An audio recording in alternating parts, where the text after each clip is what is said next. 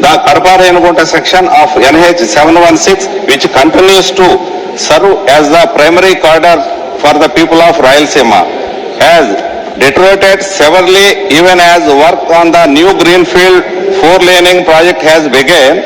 The existing highway, burdened and heavy traffic and diversions, has become unsafe, accident-prone and extremely difficult to travel, causing immense hardship to commuters, patients, students and transport operators, sir. And further, the alignment of the existing road is not intact.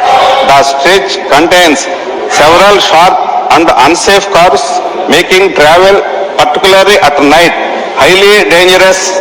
These curves require immediate realignment or correction to enhance road safety, sir. Until the new Greenfield alignment is completed, the public has no alternative route. Therefore, urgent interim measures are required, including strengthening of the existing road, filling of potholes, improvement of road surface, correction of hazardous curves, and installation of adequate signages and safety features. Even though new road is formed, the same road will also be under utilization, resulting decrease of congestion of the new highway, sir.